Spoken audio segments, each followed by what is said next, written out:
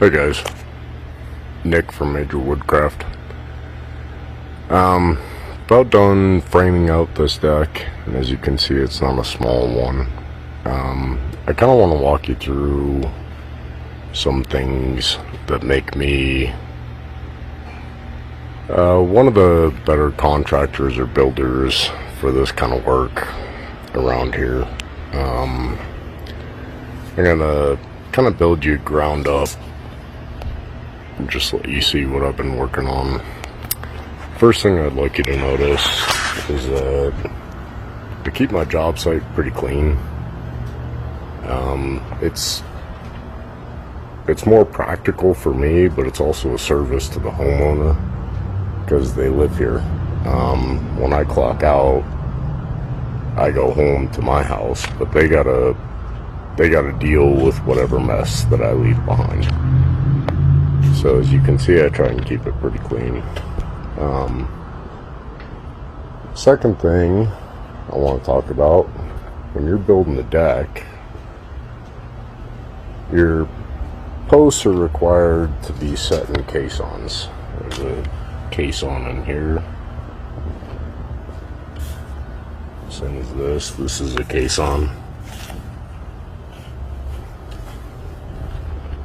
Caisson. Another caisson. So all my caissons are about 16 inches in diameter. Some of that is tucked underneath this existing pad. They go 44, 48 inches deep. City code requires 36. I like to set mine a little bit deeper. These posts aren't set in concrete, obviously. They're just nailed to a post base. The reason for a caisson is compressive force. So that's down force on the post, and that block of concrete keeps that post from sinking into the ground or from heaving in the frost. So just from the ground up, I like to go a little bit overboard. Second thing I want to show you is just my little lumber tutorial here. I snapped a chalk line on this joist, and I actually swapped this joist out earlier today, so this is new material. You can tell that it's not quite straight, so there's some variation in here on how far that is off that chalk line. Does that make sense? And that's actually a pretty nice piece of material, but there is no such thing as a perfect piece of lumber. The other defect that you're gonna find a lot with joists is just the width that they're milled at.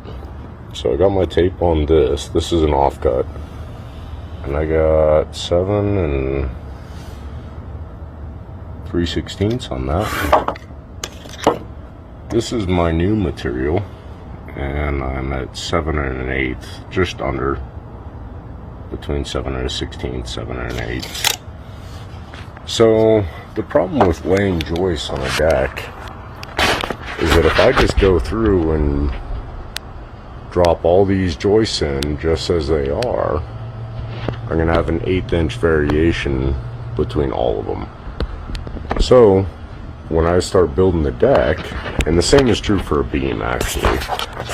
So this beam is a 2x12 stacked 3 times. You can see it a little bit better there.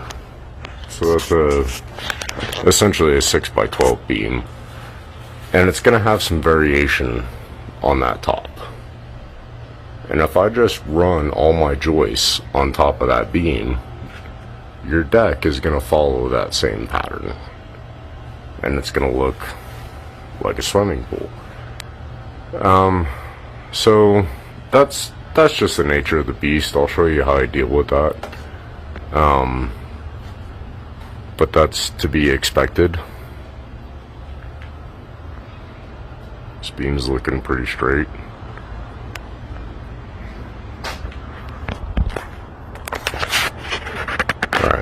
So before I talk about process, I want to talk about some code stuff. I already talked about caisson depth and diameter, which is totally overkill for anything in Greeley or Evans or Windsor.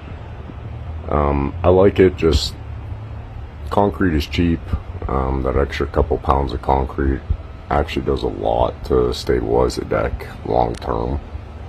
So another code thing that I want to talk about is actually beam size right here, width and height. I can actually get away with a 4x4. I'm using 6x6 with a 6x12 beam. I can actually get away with a 4x4 post and a 4x10 beam for this kind of setup. I'm using a 6x6 with a 6x12 beam, which actually puts me in a different category of PSI rating. So this deck exceeds code to the point where it's now a commercial structure, and this is a residential project.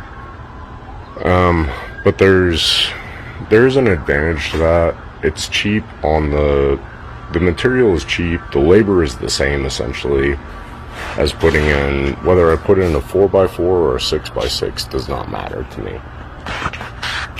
So the material is a little more expensive, but not outrageous. The labor is the same. The end result is a commercial rated deck project on a residential property. Something that a lot of guys are not doing. So let's get into the process real quick. Obviously your lumber is not going to be straight, right? So when I'm setting up a beam, this entire beam is actually planed down all the way across the top to sit flat with the house, to sit flat and level with the house.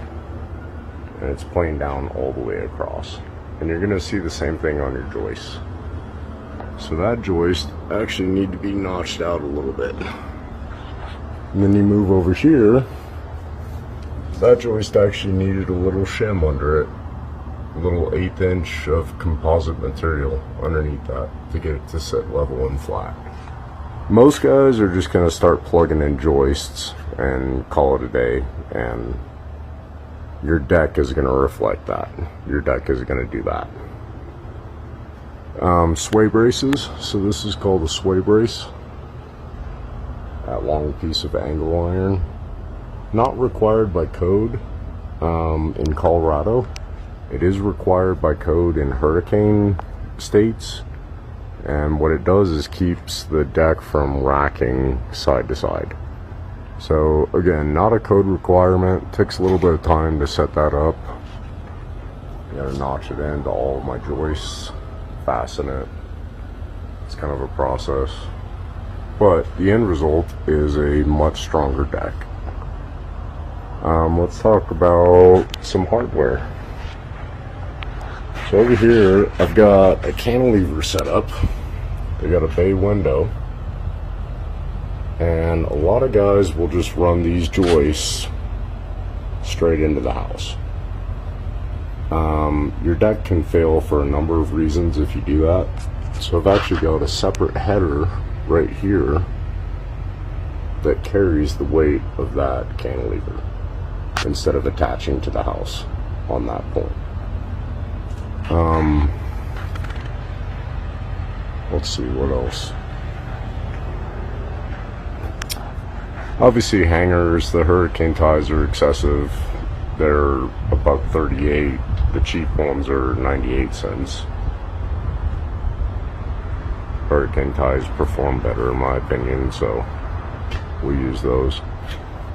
Let's hop on top and show you some more stuff up there.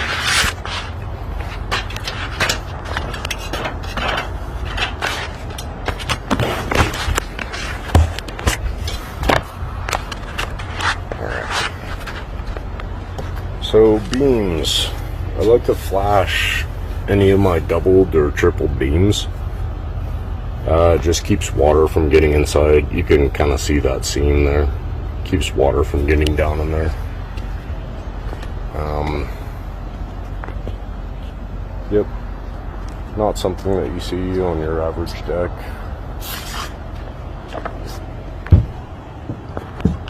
So in terms of planing down material, let me step out over here real quick.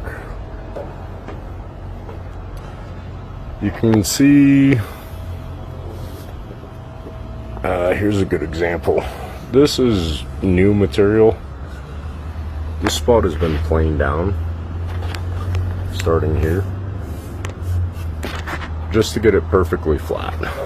And that was kind of the chalk line illustration that I did at the beginning of the video. There's no such thing as a perfectly straight piece of lumber. So in order to get your decking to lay perfectly straight, I've got to go through and plane these down. You can see where I stopped here and where I started over there.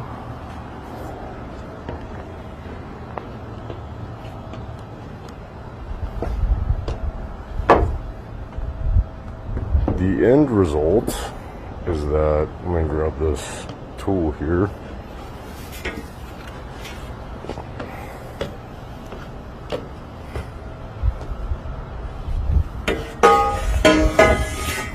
The end result is that I can take a straight edge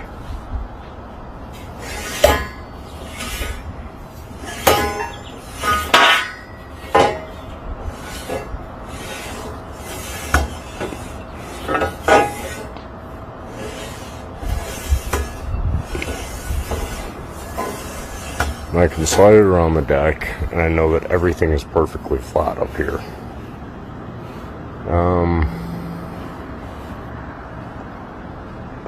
Let's see, what else? Flashing up against the house, that was existing. I'm actually going to clean that up because that's pretty sloppy. Just get in here with a wire wheel. Clean all this material up and then reflash it. Yeah, it's a lot of work. It's not... That was a process, getting all that up here. That was fun. So the picture frame, actually, that's a good segue. When I start laying decking, I'm going to have two pieces of decking as a border that run down that picture frame.